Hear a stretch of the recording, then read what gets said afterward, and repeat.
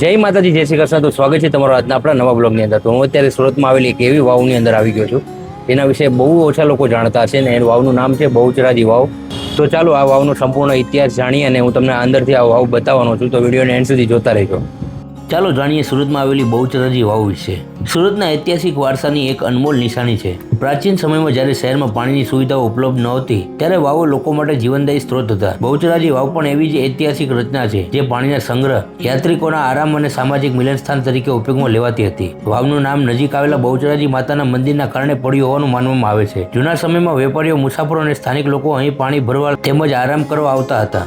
સુરત વેપારનું મહત્વનું કેન્દ્ર હોવાથી અહીં આવન જાવન કરતા લોકો માટે આવી વાવો ખૂબ જ ઉપયોગી સાબિત થતી. વાવની રચનામાં પરંપરાગત ગુજરાતી સ્થાપત્યની ઝાંખી જોવા મળે છે. પથ્થરના મજબૂત થાંભલા, નીચે ઉતરતા પગથિયા, પાણી સુધી પહોંચવાની સુંદર વ્યવસ્થા તેની વિશેષતા છે. ઉનાળાની ગરમીમાં પણ વાવની અંદર ઠંડક અનુભવાય છે, જે તેની વૈજ્ઞાનિક રચનાને દર્શાવે છે. સમય જતાં પાણીના નવા સ્ત્રોતો વિકસ્યા અને વાવોનું મહત્વ ઘટ્યું, છતાં બહુચરાજી વાવ આજે પણ સુરતના ઇતિહાસ અને વારસાની સાક્ષી તરીકે ઊભી છે. સ્થાનિક લોકો અને વારસા પ્રેમીઓ માટે આ સ્થળ આકર્ષણનું કેન્દ્ર છે. બહુચરાજી માતાનું વાહન કુકડો હોવાથી આ મંદિર પરિસરમાં પણ કુકડાઓ મુક્તપણે ફરતા જોવા મળે છે અને પ્રવેશ દ્વાર પર માતાજી કુકડા પર બિરાજમાન હોય તેવું શિલ્પ કંડારેલું છે. અને કમેન્ટમાં જય બહુચરમાં લખવાનું ભૂલતા નહીં.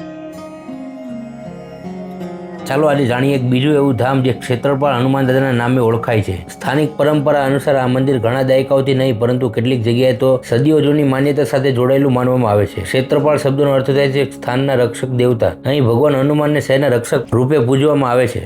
પહેલા સમયમાં સુરત શહેરમાં ચોરી, રોગચાળો અથવા અશાંતિ વખતે લોકો અહીં પ્રાર્થના કરતા. લોકો માને છે કે હનુમાન દાદાએ શહેરને રક્ષણ આપ્યું અને સમસ્યાઓ દૂર થઈ, તેથી તેમને ક્ષેત્રપાળ હનુમાન દાદા તરીકે ઓળખવામાં આવે છે. મંગળવાર અને શનિવાર અહીં વિશેષ ભીડ રહે છે. ભક્તો અહીં નારિયેળ, લાલ વસ્ત્ર અને પ્રસાદ અર્પણ કરે છે. ઘણા લોકો માને છે કે અહીંની પ્રાર્થનાથી ભય, નકારાત્મકતા અને મુશ્કેલીઓ દૂર થાય છે. આ મંદિર માત્ર ધાર્મિક સ્થાન નથી પરંતુ સુરતની લોક સંસ્કૃતિ અને ઓળખનો એક ભાગ છે. વેપારીઓ, સ્થાનિક લોકો અને મુસાફરો માટે પણ આ એક વિશ્વાસનું કેન્દ્ર છે. કોમેન્ટમાં જય બજરંગબલી લખવાનું ભૂલતા નહીં. આવા જ વિડીયોને જોતા રહેવા માટે ચેનલને સબસ્ક્રાઇબ જરૂરથી કરી દેજો અને મળીએ છીએ એક નવા બ્લોગ સાથે. આજ માટે બસ એટલું. બોલો જય દ્વારકાધીશ.